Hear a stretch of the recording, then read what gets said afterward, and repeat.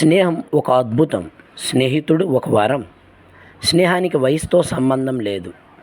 ఆస్తులు, అంతస్తులు, బీద, ధనిక, కులం, మతం చూడనిది స్నేహం. ఈ ప్రపంచంలో తల్లిదండ్రులు లేనివారైనా ఉంటారేమో కానీ స్నేహితులు లేని వాళ్ళు ఒక్కరు కూడా ఉండరు. స్నేహం అంత గొప్పది. స్నేహంలో కోపం, ప్రేమ, ద్వేషం, బాధ అన్నీ ఉన్న విడిపోని ఒక గొప్ప బంధం, పవిత్రమైన బంధం స్నేహం. ఈ స్నేహితులలో దాన వీర శూర కర్ణుడు ఒకరు. కౌరవులలో పెద్దవాడు దుర్యోధనుడు. అదేంటి దుర్యోధనుడు గొప్పవాడు అంటున్నారు? నిజంగా గొప్పవాడే. పుట్టుకతో ఏ మనిషి కూడా చెడ్డవాడు కాదు, గొప్పవాడు కాదు.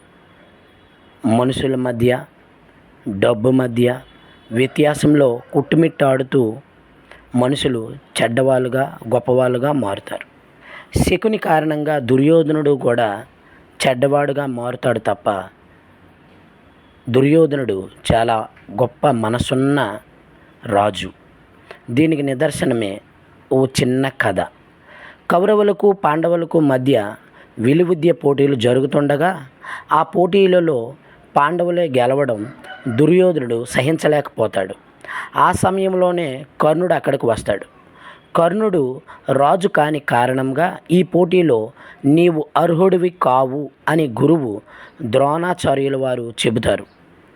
దుర్యోధనుడు కర్ణుడిని అక్కడే అంగరాజ్యానికి రాజును చేస్తాడు. అక్కడ చిగురించిన వీరి స్నేహం అలా అలా ఒక మహావృక్షంగా మారుతుంది. కురుక్షేత్ర సంగ్రామ యుద్ధంలో అర్జునుడి చేతిలో కర్ణుడు మరణిస్తాడు. కర్ణుడు మరణాన్ని తట్టుకోలేని దుర్యోధనుడు బాధతో సకల సంపదలు అన్నీ వదిలిపెట్టి చెరువులో అడుగు భాగాన ఒంటి కాలు మీద తపస్సు చేసుకోవడానికి వెళ్ళిపోతాడు. చూసారా ఫ్రెండ్స్, తన దగ్గర ఉన్నటువంటి సంపదలలో కొంత సంపదనిచ్చి తన బేదరికాన్ని పోగొట్టే స్నేహితుడు ఒకడైతే అదే స్నేహం కోసం యావదాస్తిని వదిలిపెట్టేవాడు కూడా దుర్యోధనుడు ఫ్రెండ్స్. స్నేహితుడి కోసం తన ఆనందాన్ని, ఐశ్వర్యాన్ని సమస్తం త్యజిస్తాడు.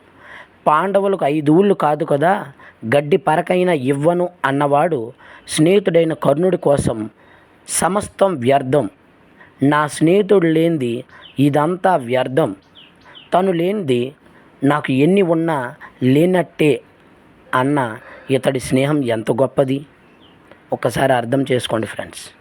స్నేహం చాలా గొప్పది. గొప్ప స్నేహితులందరికీ ఈ వీడియో అంకితం.